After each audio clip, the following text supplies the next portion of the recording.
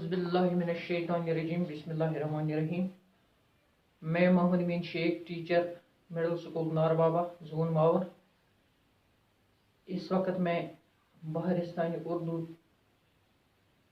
से चौथी जमात को सबक दरख्त की पुकार का अगला हिस्सा पढ़ाऊँगा। तो प्यारे बच्चों, अस्सलाम वालेकुम। उम्मीद है कि आप ठीक ठाक होंगे, खुश खुरम होंगे, सही सलामत होंगे, घर पर रहिए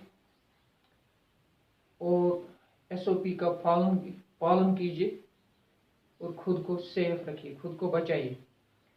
तो इस वक्त हम पढ़ने जा रहे हैं। जो हमने अभी तक पढ़ा, इसका लुब यही था कि एक शख्स खेलने गया, तो जब वो थका हारा वापस आया तो रास्ते में जब वो घर की तरफ गया तो रास्ते में उसे एक दरख्त के साथ टीका लगाए बैठ गया और वो सो गया।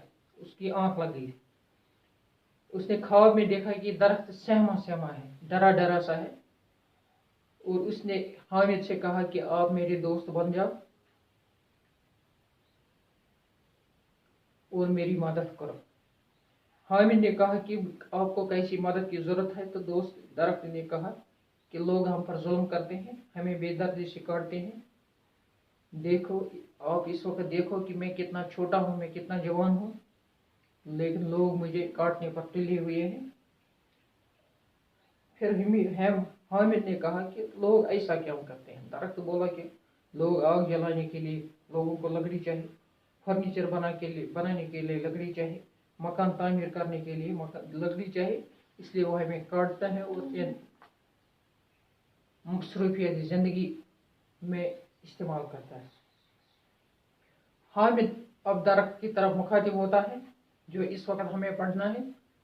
वो कहता है कि तो मैं क्या कर सकता हूँ, तो मेरा क्या काम है इसमें, मेरा कौन सा पार्ट है इसमें, मेरा कौन सा मनसब, मैं क्या कर सकता हूँ। दरख्त कहता है उसे, लोगों को बताइए कि दरख्त बेदर्दी से न काटें। कि दरख्त उससे कहता है कि आपकी ये जिम्मेदारी बनती है, आपका ये हक बनता है, आपका ये फर्ज बनता है कि आप लोगों को इस बात का इल्म दें, इस बात की तरफ जुन इनका फेर दें कि वो इन दरख्तों को बेदर्दी से न काटे, यानी वो इन दरख्तों को बेदर्दी से नहीं काटेंगे। जंगलों की हिफाजत करें, क्योंकि जंगल जो है, जंगल से जिंदगी है, जंगल से जिंदगी है, जंगल से अनाज है, जंगल से सब कुछ है। इसलिए जंगलों की हिफाजत लाजमी है, इसलिए जंगलों को बचाना है, इसलिए जंगलों को इनकी हिफाजत करनी चाहिए।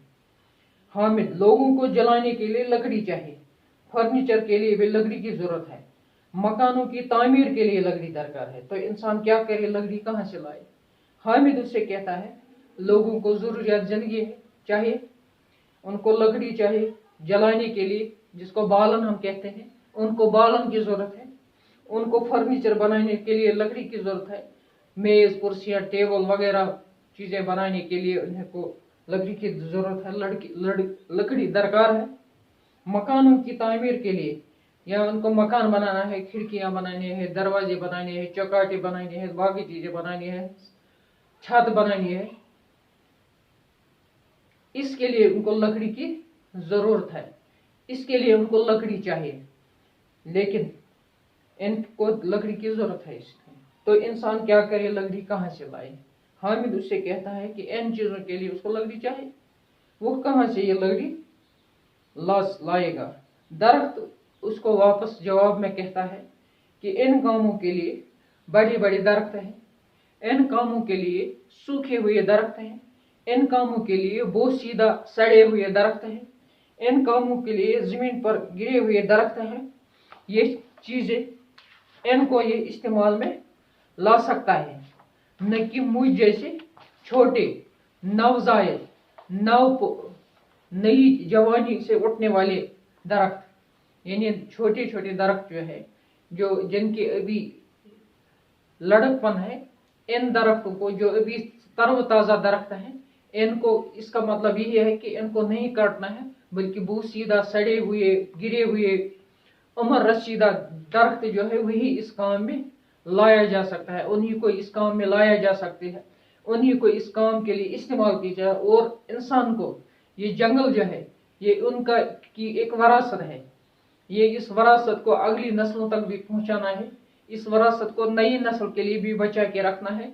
इसलिए तरीके से मतलब ज्यादा फजूल खर्ची नहीं करनी है, तरीके से जितनी लकड़ी उसे चाहे उतनी ही लकड़ी उसको इस्तेमाल करनी है।